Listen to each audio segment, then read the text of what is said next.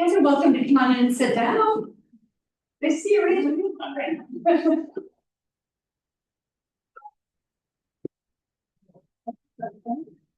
Chris, nice to see you.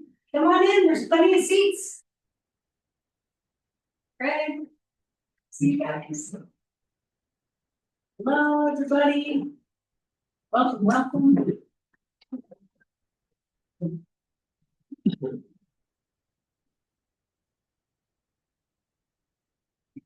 No problem. Ignore the people who come late like the church. You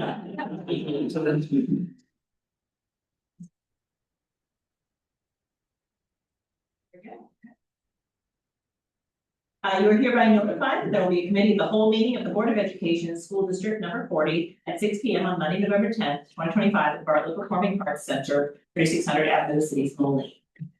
So if I could have opening the meeting, roll call, please. Harvey Adamson. Here. Chip DeSmet. Ramona Dixon. Jason Farrell. Here. Lindsay Hines. Here. Jeff Manis. Here. Laura Severson. Here. Abigail Greenlee. Here. Varun Makela. Here. Approval of the minutes, approve the minutes of the committee of the whole meeting of October 13th, 2025. Make a motion. Okay. Any discussion? All in favor? Aye. Public comment and participation. Any other? So next up, we have Veterans Day special recognition for Moline Coal Valley employees who have served. So thank you all that have joined us here tonight. Of course, you have a chance to see the wonderful display out there. So if you can come around, we're just gonna honor you, say me. So when we want to come up, Varun, who's one of our amazing student board members, but also part of OAM is here as well. Private History Club is gonna present you with a token of our appreciation and your service. So first up, we have David Brown, assistant principal for Roosevelt, served in the Air Force National Guard, the crew chief, one of B1 Vermont.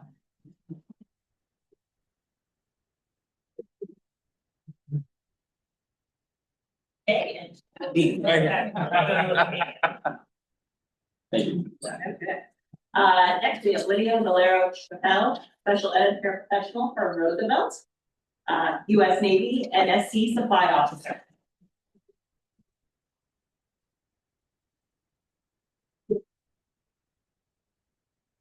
Don Hornmetzer, also coach for Moline High School, National Guard, and active ready reserves. David, family and consumer science teacher from MHS, U.S. Navy Reserves, Master at Arms, 3rd class.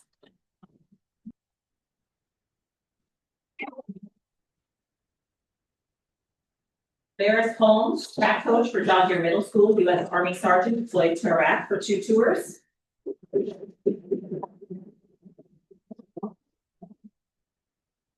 Gregory Langford, General Maintenance, District Warehouse, U.S. Army Infantry Corporal.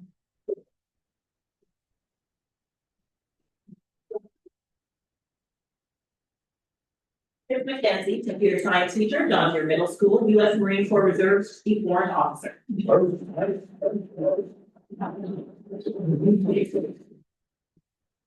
Devin McNeil, Middle School boys soccer coach, Wilson Middle School, U.S. Marine Corps Corporal, deployed Iraq War veteran.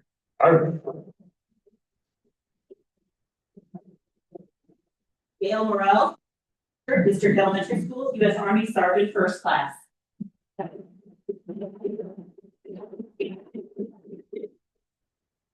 Rich Quintana, Maintenance Specialist Painter, District Warehouse, U.S. Marine Corps Private Station, Air Station, stand up on that one.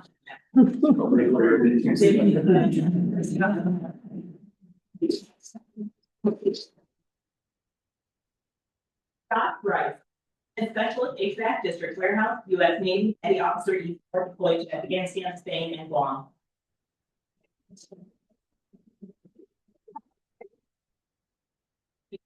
Specialist District Office, U.S. Navy, Petty Officer, 3rd class.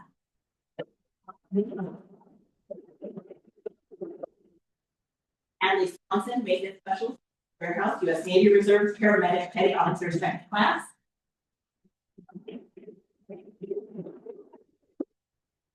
Library Paraprofessional, Roosevelt, Washington, U.S. Navy, Processor, 2nd class. Gary Cole, General Maintenance, District Warehouse, U.S. Army Reserve, Infantry Private.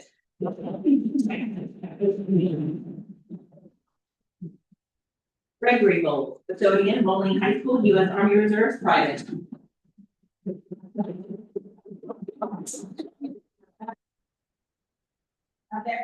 In your bag, you'll find, a small gift of appreciation for being Maroons who showed up.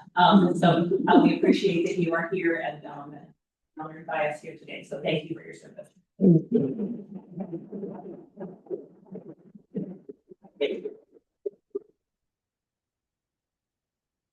And you also have, I don't know if you want to, the other things that they have, we gave, because then what they offer and They were also handed copies, which were kind of like a symbol of like what World War II was and like how they would grow in like the no man's land.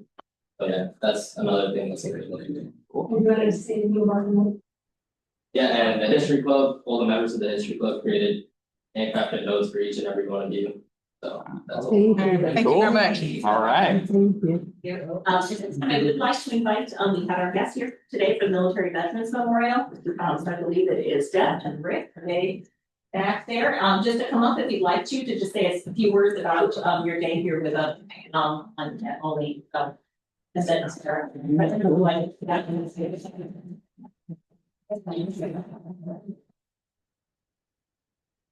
an honor, what to be about, and I want to thank Savage for inviting us. We've had a great time, really impressed with our students. They've got to be the top. We had great questions. We really enjoyed the teachers preparing some worksheets for them. That's kind of what it's all about. We're trying to get patriotism back into the schools. And both Rick and I have been in education a total of over 60 years. I know I don't look like that, but it's been an awesome experience with you all. And we do several schools during the year, and we've done several schools during the past. And I've got to tell you, you're pushed through to the top. So again, thank you for having us. The kids need this. Your students need this. Too many of our veterans, all of you guys, what you did makes everything that we have valuable. And no one could do anything without what you did. And it doesn't matter if you were the head of the spear or the shaft of the handle. I mean, it doesn't matter. You all did this for us, and we are thankful to you. We owe you. And that's what the students need to know. Okay.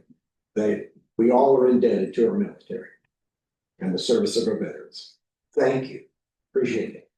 Thank you. Well, I'll keep it short. I'm a retired superintendent, so. This is the only time I've been to a board meeting when I really wasn't nervous. Thank you. I can enjoy this, but anyway, Jeff, he is the creator of the entire museum. We love kids. That's the bad part. I retired 5 times because I just needed that environment. And my last job was a pretty rough job, so then I thought, I guess I'll just retire. So anyway, we miss the kids, and it's like just fun when they're here. And we don't Without the lesson plans. Yeah. We don't have to correct them or anything. We can just talk with them, and they have great questions. You know, at the end, we could let kids sit in the Jeep, but we had so many during the day. We've never gotten out of here. Put them in the Jeep and let them get your picture taken. It's like, gosh, man, it's so cool. But anyway, thank you. And as a superintendent, if I had a school like this, I might have still been a superintendent. But it is by far the best. And we met her. I gotta be careful with some things I can say here. I met her when she was on the way back. Yes, sir. What do you do? So anyway, it was great, and we can come back anytime. We'll get a truck that runs better. We don't have to stop 7 times on the way up here. But anyway, thank you so much, and you should be very, very proud of your school. Thank you. Absolutely.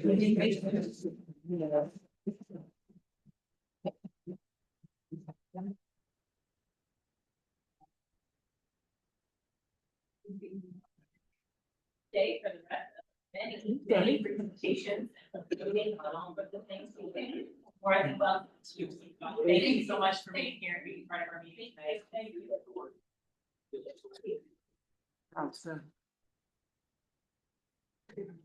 Oh. Oh, wait. Oh, I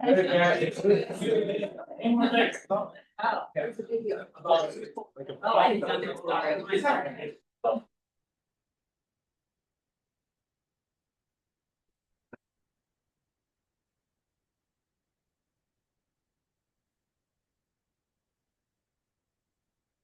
And of the 11th hour on the 11th day of November 1918. It was known as Armistice Day. Today, the day is known as Veterans Day. The symbol that came out of World War I were the poppies, which grew on the battlefields.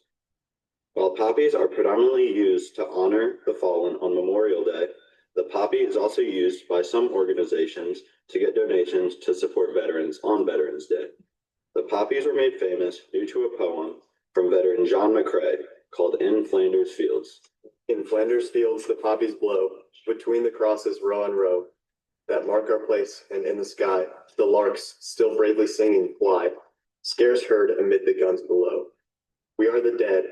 Short days ago, we lived, felt dawn, saw sunset glow, loved and were loved, and now we lie in Flanders fields. The MHS History Club would like to honor the Moline Coal Valley School District employees who not only serve our community, but have served our country by presenting them with a poppy and a simple thank you. Brian David, U.S. Navy, thank you for your service. Rich Quintana, U.S. Marine Corps, thank you for your service. Josh Rice, U.S. Navy, thank you for your service. John Kornmesser, National Guard, thank you for your service. John Sullivan, U.S. Navy, thank you for your service. Tavares Holmes, U.S. Army, thank you for your service. Gregory Langford, U.S. Army, thank you for your service. Douglas Hadley Swanson, U.S. Navy, thank you for your service. Chris McKenzie, U.S. Marine Corps, thank you for your service. Gail Morrell, U.S. Army, thank you for your service.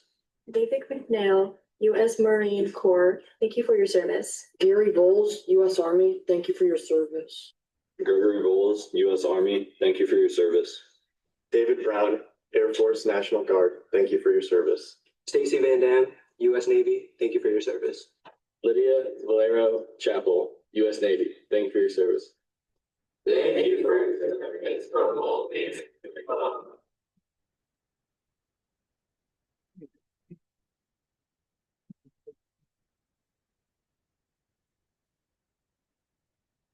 Thanks to Mr. Lampier. As well. Next, we're moving on to district leadership capable progress update for the people category. Dr. Savage?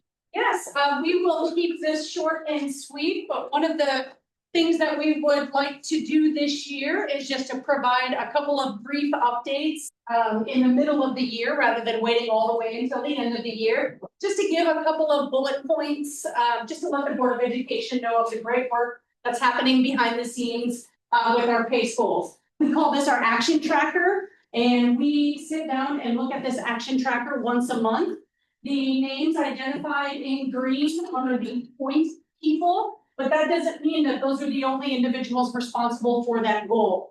We are a 13-member district leadership team, and we are all responsible for making sure that the work gets done. I'm really, really, really proud of our district leadership team. Everybody takes responsibility for all of the goals. Each month, we take about 10 minutes of just silent entering, and all of these bullet points are just things that are happening throughout the year.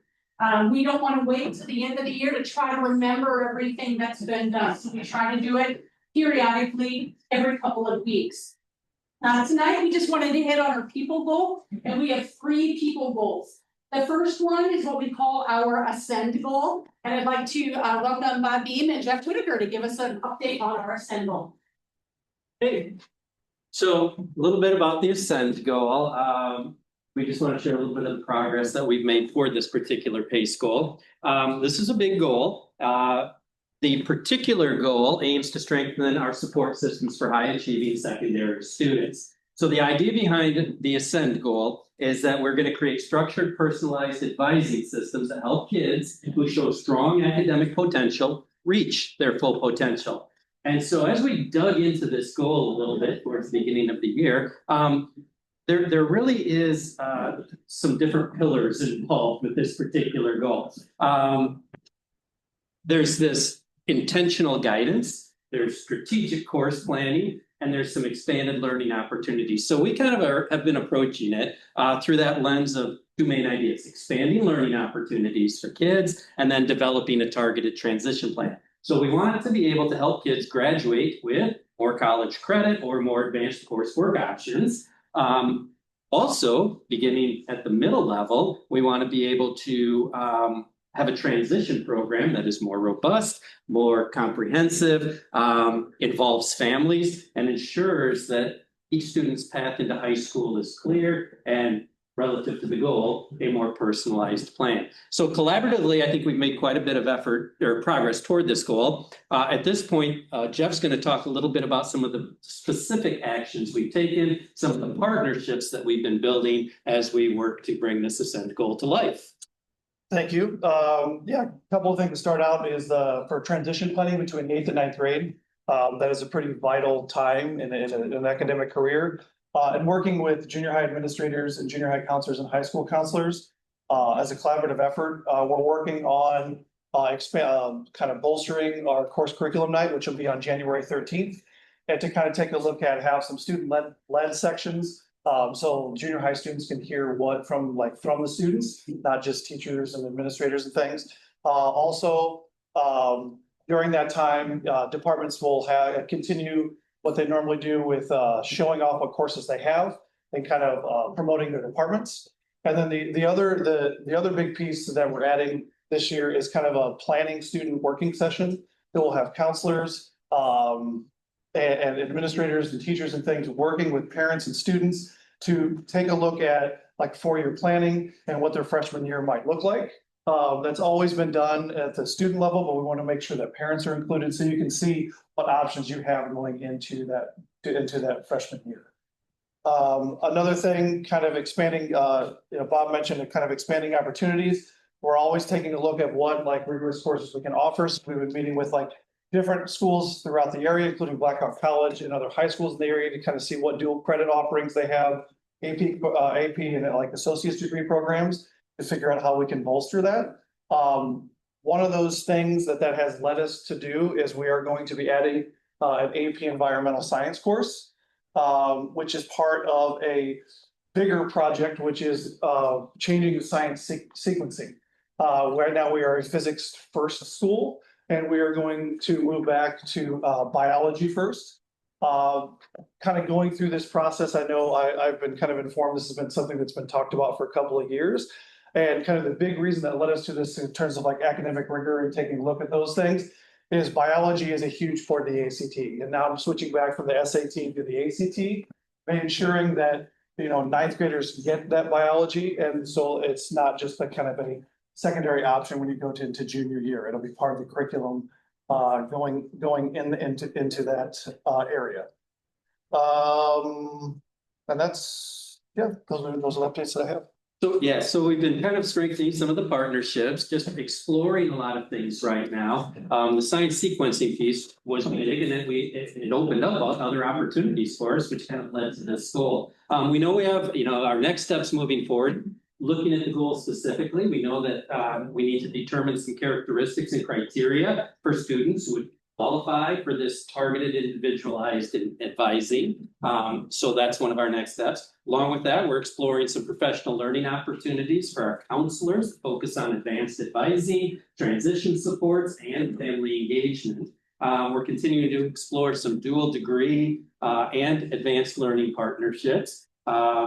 Revamping our transition program that Jeff talked about with some targeted advising for our high achieving students as part of that, and creating some communication materials that outline the 8th to 9th grade transition pathways. What we've really discovered as we've moved forward kind of with this goal is that while we work on these elements of the Ascend PACE goal, many of the structures that we're developing, like the family involved goal setting, the robust, more systematic transition planning, these expanded opportunities, the course mapping is really being built to scale for all students. So we recognize the need to have kind of a more cohesive and uniform transition structure for all our kids, and we're actively working on that with the Ascend goal of intentional and targeted advising for our high achieving kids as a piece of that larger plan.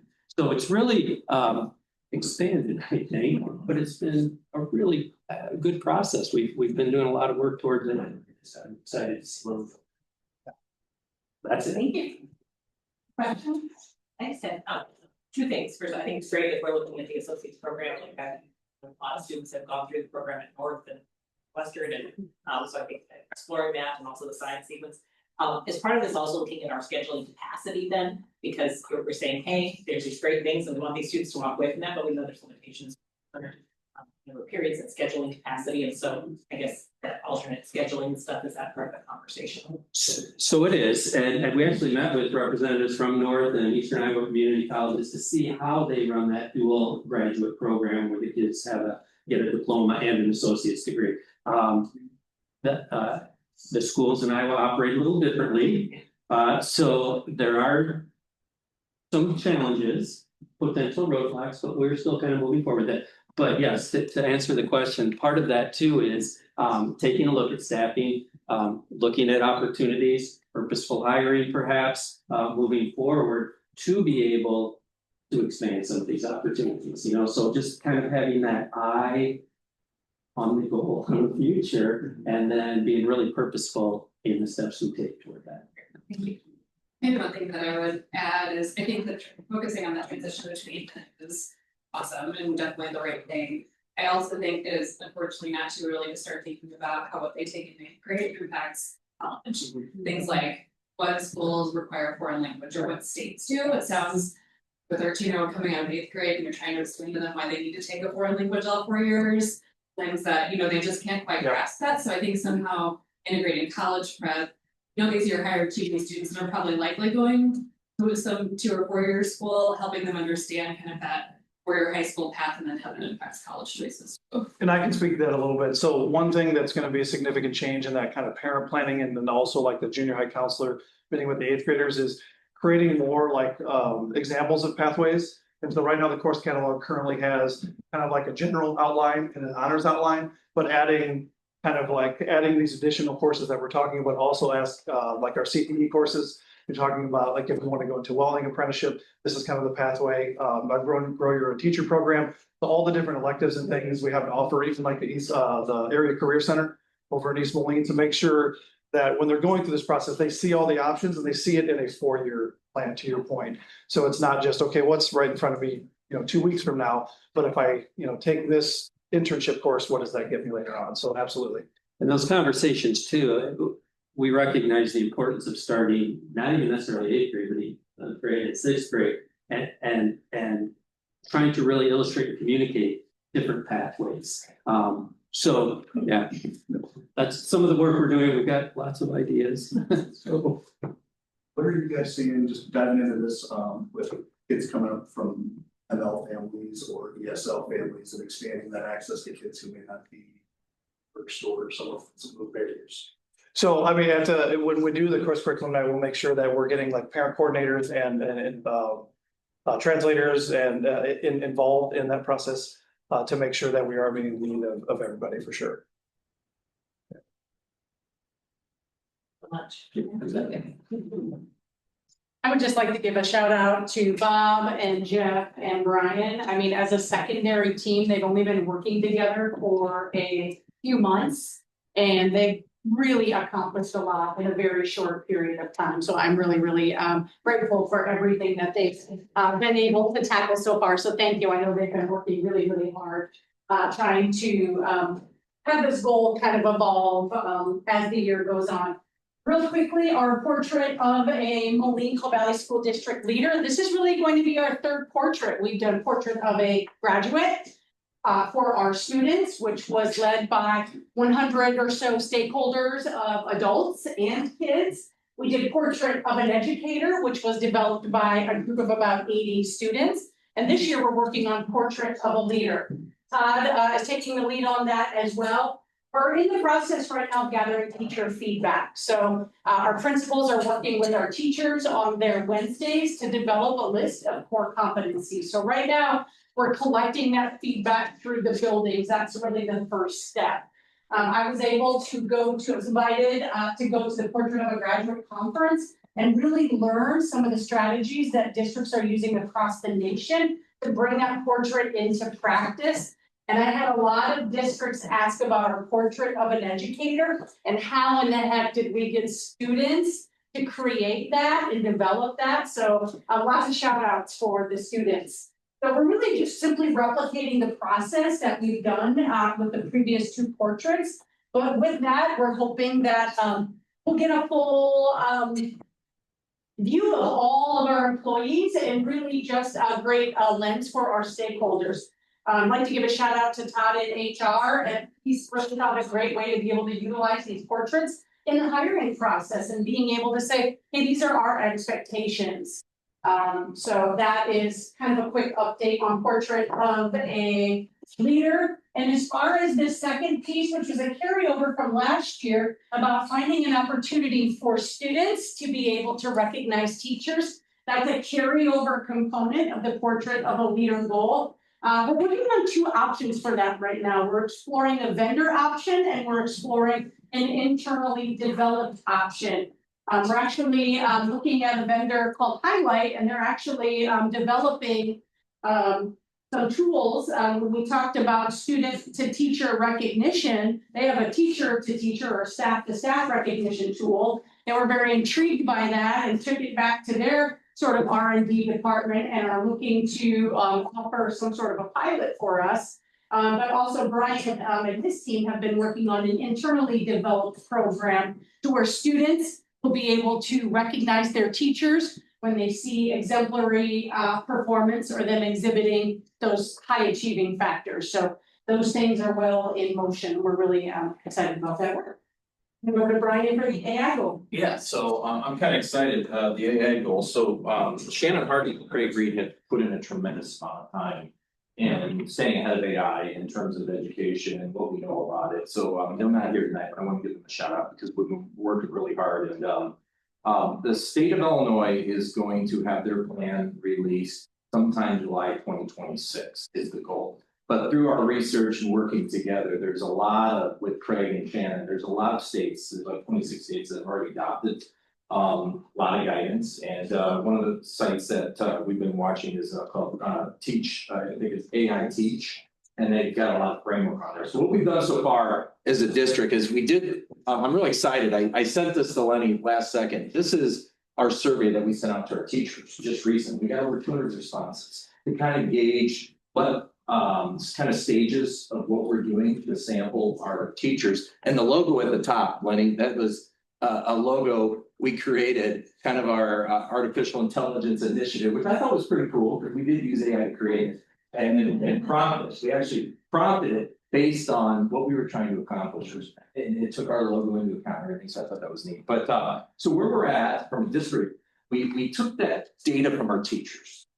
And we analyzed it and we looked at it and we were able to sort that out. And we formed a committee. We're going to meet next Tuesday, November 18th with teachers. We have students on, we have a couple students on that committee. I think Broom, did you accept? Or no, Abby, you were asked, right? And there was a conflict, but we got some students, we got some parents, and then Ramona is on there from the board. But we're going to meet next Tuesday, and then following that meeting, Rachel and I are meeting with over 70 students on, I believe it's the next day on the 19th. So we're working through this initiative with the idea of getting that input and forming basically a guidance for us as a district and following in what's already out there. So it's not like we're going to really be creating anything from scratch, but we're really going to bridge until the state of Illinois has something more formal, which we assume will look similar to what's out there. But we're excited about it. We're moving forward with it. And it's, you know, it's such a hot topic and it's really evolving so fast. So it's exciting to be part of this, and that I feel like we're in really good shape as a district. Any questions?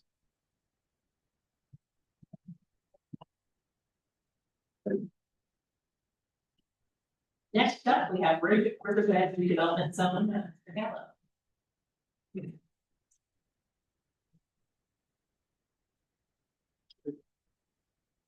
So that's the audit presentation, the other one? Yeah, PDF one.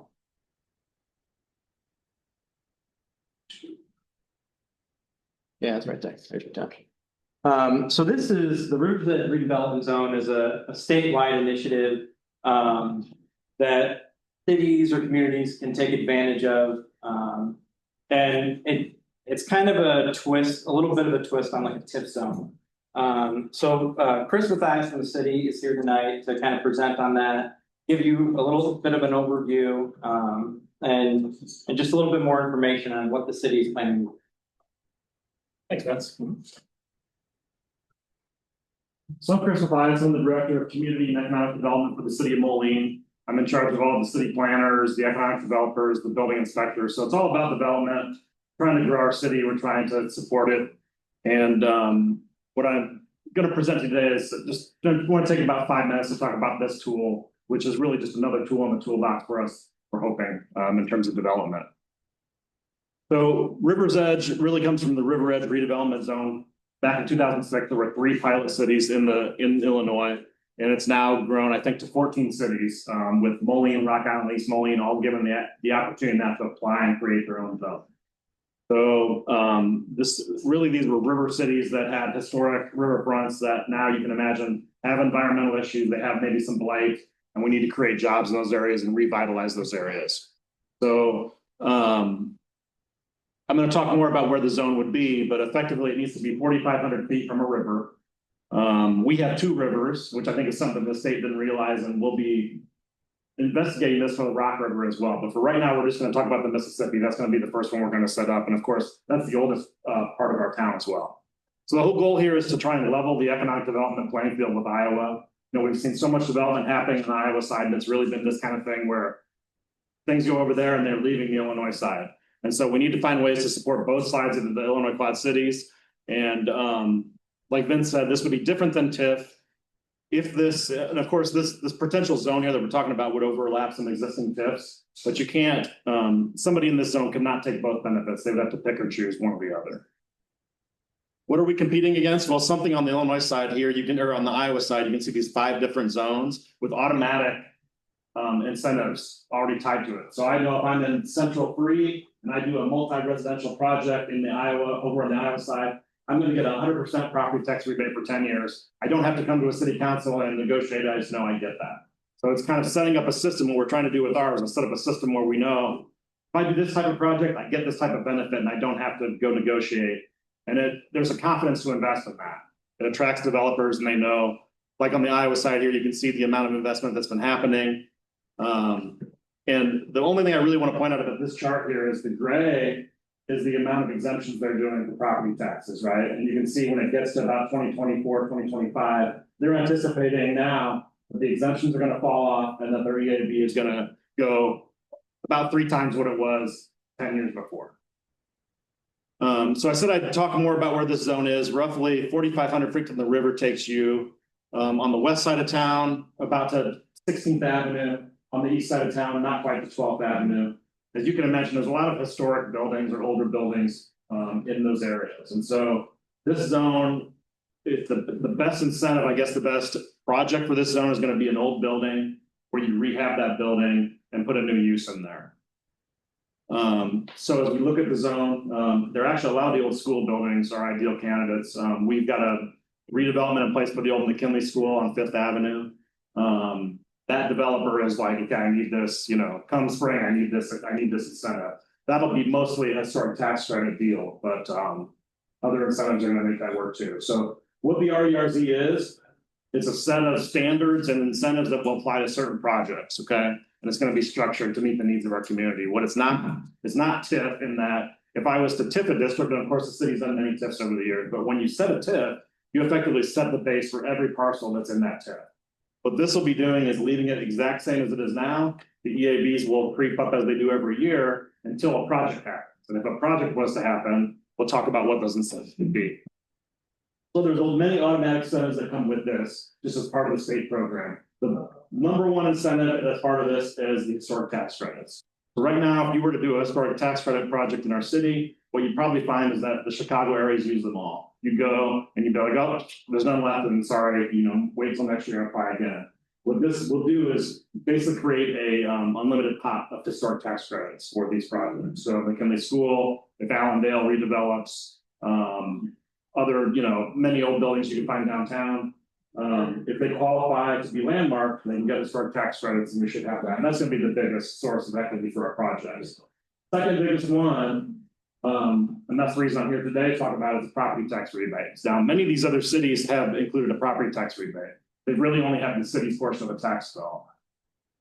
The other thing is that they have not had a state like Iowa on the other side of the river. So Rockford's not dealing with that. Peoria's not dealing with that. Kentucky's not.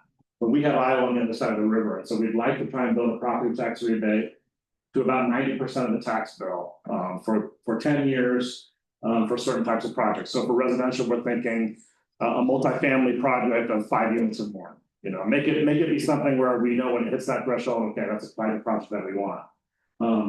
But you'd really have a system set up where in this zone, property taxes continue to go up like they normally would. If you had a qualifying project at that point, property taxes are still going to stay what they are for you now. EABs will still say what they are for you now. But at that point, you could rebate back what that project generates over 10 years. And that's a way to, not to give money to a developer or give money to anybody else, but it's a way to just make what you're seeing happen with the housing crisis right now and just development in general is that they can't make it pencil, right? The cost of construction, the cost of the materials, the cost of everything else, they just can't pencil it. And so this is a way that hopefully, combined with all these other incentives for building materials and environmental cleanup and things like that, that we can start to see more things happening in this area of the city. And the final thing I'll say about the property tax rebate is we would gear towards this, commercial development of certain thresholds, multifamily of 5 units or more. And then of course we would look to, like I said, maximize to get all the taxing bodies involved. We've had preliminary talks with all the taxing bodies, and I think we can get this done. The reason I'm saying 90% as opposed to 100% is in talking with Vince, we know there are possibly certain districts that may want to capture a little bit of that growth back. And so that's why we're thinking, if we have 10% to play with, where maybe, half of that goes to the school district back, half of it goes to the other taxing bodies that might need some of that to capture a little bit of that growth. So, final steps after this, we're looking to get the application in here by the end of the year or first of the year. And we'd like to have this set up in this, before the construction in the spring, so we can start to incentivize projects. But if we can confirm the participation of all the taxing bodies, we can then move on to public hearings, then hopefully have an IGA with all these taxing bodies all together. So happy to answer any questions that you have on this, but really thankful to have all of your support so we can just try and get our, like I said, try and match the development activity that we're seeing on the other side of the river.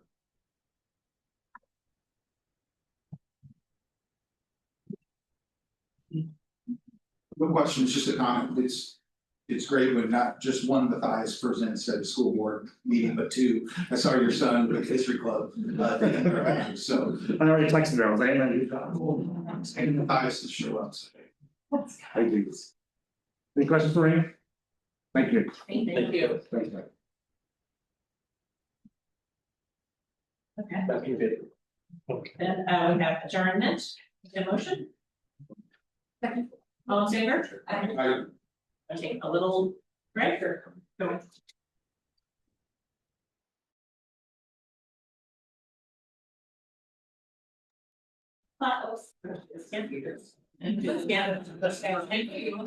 we go. You are hereby notified there will be a regular meeting of the Board of Education. District number 40 immediately following the full meeting on Monday, November 10th, 2025, from the North Center. Please consider as it is. Opening meeting, roll call. Audrey Adamson. Here. Linda Smith. Ramona Dixon. Jason Farrell. Here. Lindsay Hines. Here. Jeff Manus. Here. Laura Severson. Here. Abigail Greenland. Here. Bruce Mankiewicz. Here. Approval of any Board of Education members participating remotely. I do not think we have any, correct? So pledge of allegiance. pledge allegiance to the flag of the United States of America and to the republic which stands one nation, indivisible, with liberty and justice for all. Approval of minutes of the open session of the regular Board of Education meeting of October 27th, 2025. Discussion? All in favor? Aye. Minutes of the closed session of the regular Board of Education meeting of October 27th, 2025. Is there a motion?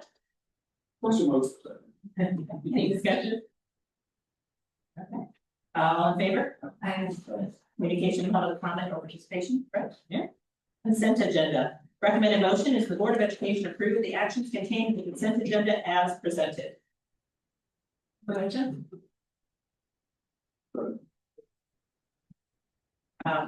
Roll call or discussion, sorry. Roll call. Lindsay Hines. Aye. Jeff Manus. Aye. Lori Stevenson. Aye. Artie Adamson. Aye. Casey Farrell. Okay.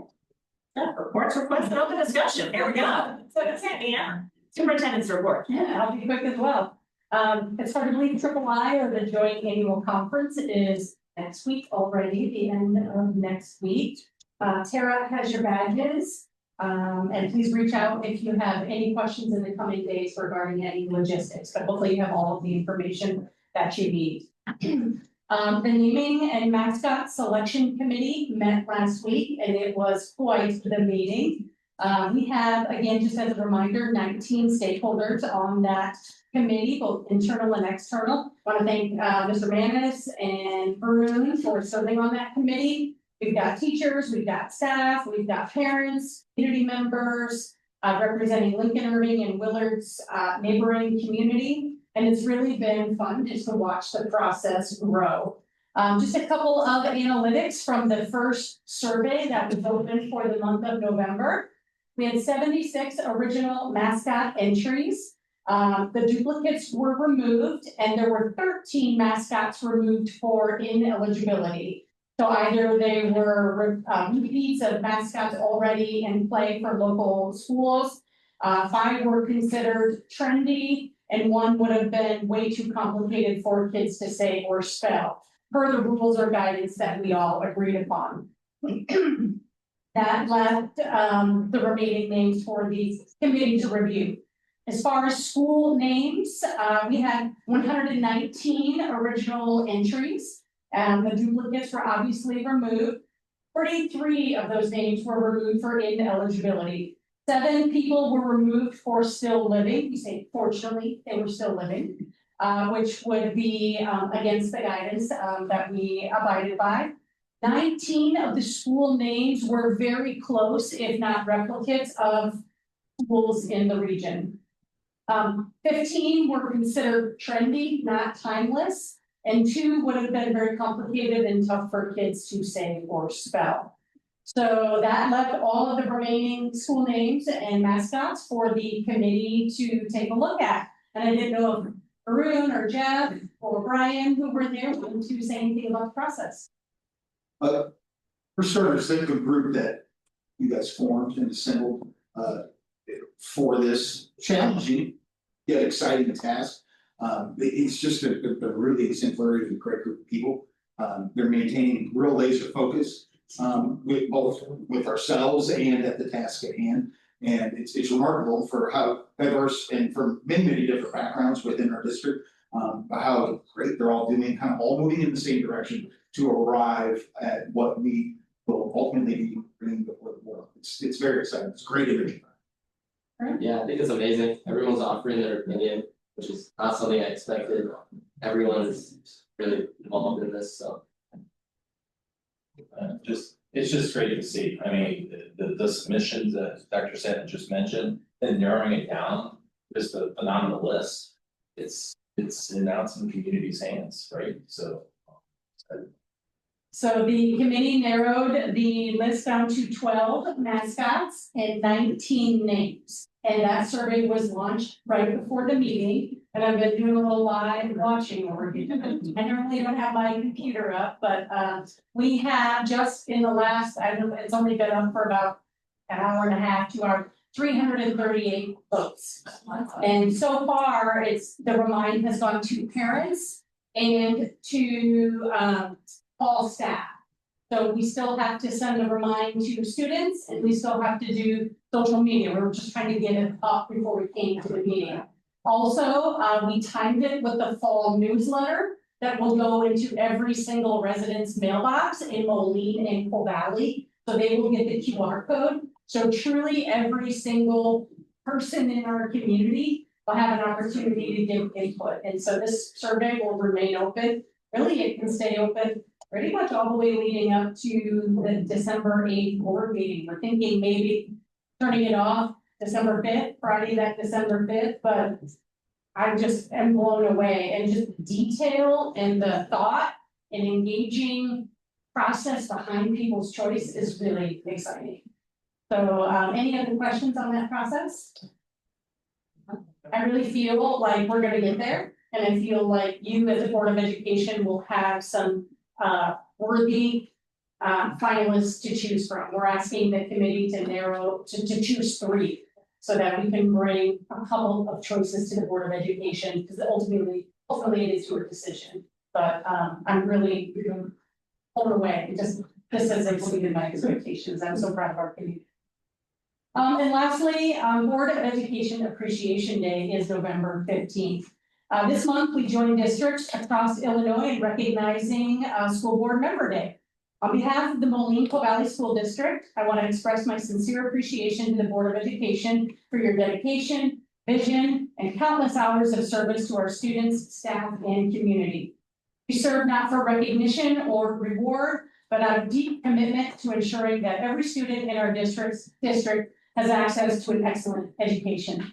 You are policymakers, advocates, problem solvers, and community leaders. But most importantly, you are champions for all kids. As superintendent and as the employee who works most closely with the Board of Education, I know how fortunate we are to be led by such an engaged, thoughtful, and supportive board. Whether in times of trouble or in times of celebration, I'm really proud to serve the Board of Education. Your collaborative spirit, focus on continuous improvement, and genuine care for our community make Moline-Cole Valley a stronger district and a better place for students. And I'm really grateful again for the board's appreciation and willingness to allow students to serve on our Board of Education. I think that continues to be a beacon in our region and across the state. And I want to thank Abby and Varun. I know you are busy students, and it takes time out of your busy day and schedules to be here. But I'm really grateful for your service as well and representing the students in this district. So thank you from all of us for your service on the board as well. And we just want you to know how much we appreciate it. That's all I have. Next up, we have the Student Board of Education member report. So, Len wants to go first. So NHS is gearing up for Share Joys. It feels a long way off, but it's coming. It is the second week of December. So all of our committees have started meeting or will be meeting in the next week for elves. Our raffle committee has started reaching out to local businesses to get donations. Donate eating committee is getting teams together to get our donate eating competition. And then last week on Thursday, Interact Club went to the Student Hunger Drive finale rally over at the warehouse for Riverbank Food Bank in Iowa.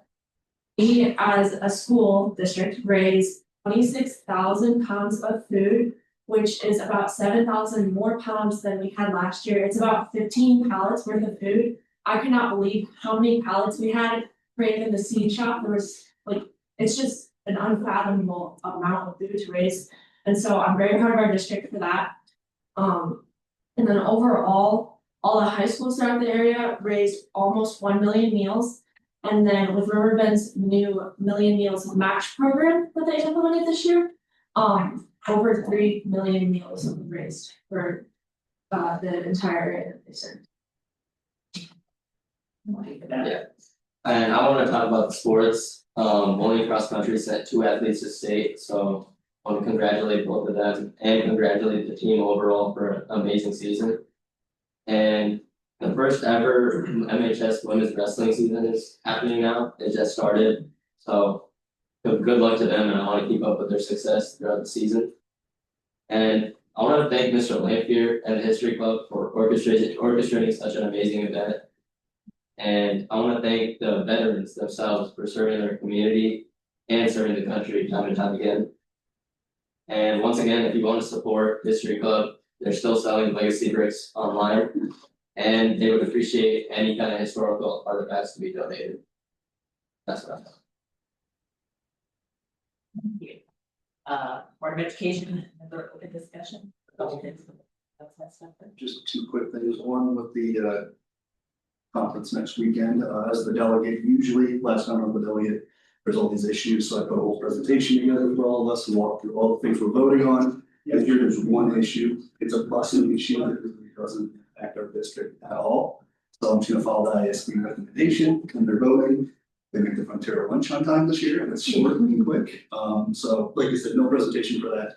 And second, talking about some of the student hunger drive. Back here was amazing. Like my kids had a blast, the way that they did every room differently, and it was something that I hope more community members come to next year. But really cool. That's awesome to hear. Yeah, we've been blessed. Yeah. Again, I say this has been fun kind of watching some of our students out there helping put everything away while we're doing this and rather quietly too. Yeah. But just a lot of familiar faces out there, so that's wonderful. I'm so glad this happened tonight. And then just another thing about just like a level of engagement in our district. So on Saturday was ILMEA. So we had a ton of students participating both for band, choir, and orchestra. So band and choir were over at Augie, so I was over there in the evening for my son, but during the day I came and was helping with some lunch for the orchestra. We got to host orchestra here and it was amazing. What was also amazing was that at the same time we had that happening, we also had an academic team event happening and a robotics event happening. So this place all day on a Saturday was just hopping with just students and families coming in and just engaged, and it was just a lovely, lovely thing and such good energy. So just want to say I think it's just amazing, and just like the individuals from the Military Veterans Memorial said, and we have good stuff happening here each and every day with an educator. So, anybody else? Okay, on to annual audit and annual report, Mr. Gallo. I know how excited all of you are. So I would just like to first say that this was another clean audit. The district had no findings on this report, and we have a 4.0 recognition status. A large part of that is due to the business office and their day-to-day work, making sure that we're in compliance with everything.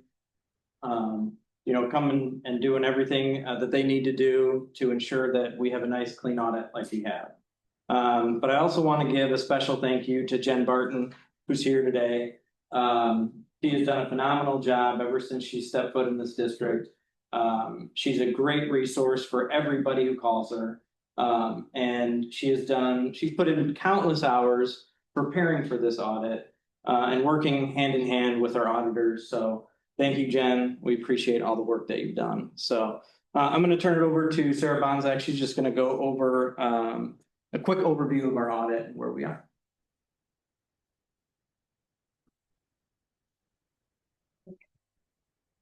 Sometimes I think the technology is my biggest challenge here.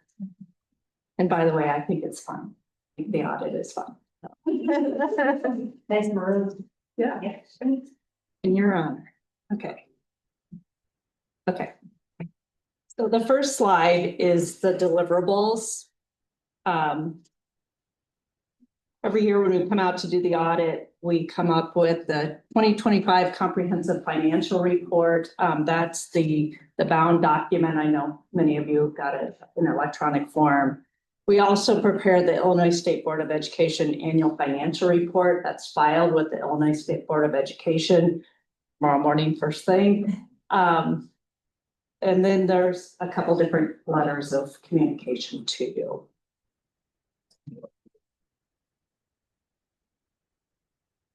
The required communications, we really think of this as the report card of the audit. And while we come out to do the audit, we came out to do 3 different types of audit. The first one is the financial statement audit. We issued an unmodified opinion on the financial statements, which is the highest form of opinion that you can receive. There was an emphasis of a matter paragraph in that opinion this year. The district was required to adopt the compensated absences standard, which resulted in recognizing your sick leave as a liability when it was on the full accrual, which was about $13.6 million. So that was a large liability and a large standard to implement. The next type of audit that we do is the government auditing standards audit. And the purpose of that's twofold. One is to look at your internal control system and then to test it to make sure that it's functioning as it was designed. And the other part of that is to look at your compliance with laws, regulations, contracts, and grants. Of that audit, we had no findings. So that's a very clean audit. And then the last audit we do is your federal single audit. You'll see the big draft up there this year. The Office of Management and Budget has not issued the compliance supplement, which is kind of the guidelines of which we do that audit. At this point, and the American Institute of Certified Public Accountants has put out a memo that we are not to release any of those until the compliance supplement comes out. We did audit it based on the draft audit or the draft compliance supplement, and we have no findings, but we have to wait until the end to see if there's any changes in that supplement. Okay, the next page is looking at the revenues of the district. And I guess one thing to point out is when we're looking at the revenues and the expenditures, this is on the full accrual basis of accounting. So you're normally working with your funds accounting, and this is as if the entire district was consolidated and reported like a business. Your total revenues for 2025 were $149.3 million compared to 2024, where they were $150.5 million. So you actually have a decrease of about $1.2 million in those. The biggest one, if you look across, is the corporate personal property replacement tax, and that's a state mandated payment. They had warned us, if you will, that they were going to have a 33% decrease, and yours is amounted to about $3.2 million, and it was exactly a 33% decrease.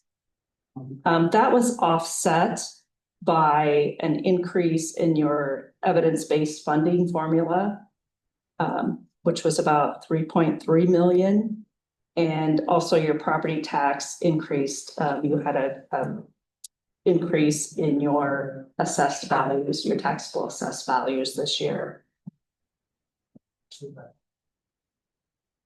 The next page is looking at your expenditures.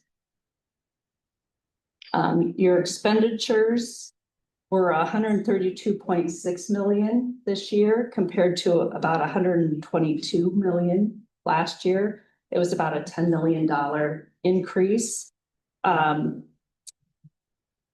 This is primarily within your support service.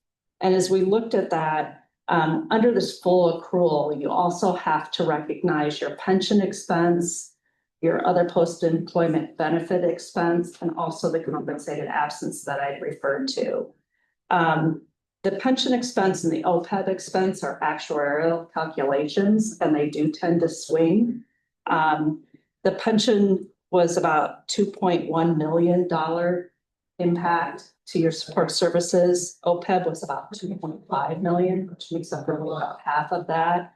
And compensated absences was about $500,000 impact to that. And then there were some increases in purchase services throughout the year. Another thing I wanted to point out on this slide is that at June 30th, you had outstanding bonds of about $16.8 million. The district paid about $6 million in principal and $635,000 in interest this year. And you also issued those working cash bonds of $517,000 this year. But as of June 30th, your unused legal debt margin is about $137.5 million. So you're well under your debt margin at this point in time. Have a lot of capacity. The next page is looking at your operating fund equity, and your operating funds are your educational fund, your operations and maintenance, transportation, and also your working cash fund. This year, the increase was about 5.3 million. And I wanted to also point out that your financial profile score remains a 4.0, which is the highest you can receive. And your financial profile designation is a recognition. And the only other thing to point out is your operating expenditures of these funds were about 126.9 million. And your equity is approximately 291 days of operations, which was very consistent with last year as well. With that, I'm happy to answer any questions you might have. Yes. I just had a question. So you talked about the sick leave is now has to be considered as a liability within there. Is that ours is pretty similar, probably with a lot of other school districts, the way that I guess retirement and other things work. I mean, I know most school districts probably have a lot of built up for sick leave sitting out there. So right. Is this, I mean, it is pretty consistent. Actually, the numbers within similar districts in this area are very, very similar. Okay. And it is based on a likelihood that it will eventually be used. So it is a bit of an estimate. Thank you. Sure. Any other questions? Thank you. Thank you so much. That's you. Of the 2024-25 recommended motion is the Board of Education approve the 2024-25 annual audit as presented. Okay. Any discussion? Can I get a roll call? Jeff Manis. Aye. Laura Stevenson. Aye. Audrey Adamson. Aye. Jason Farrell. Aye. Good night. Aye. Adjournment. Motion. Second. All in favor? Aye. Aye.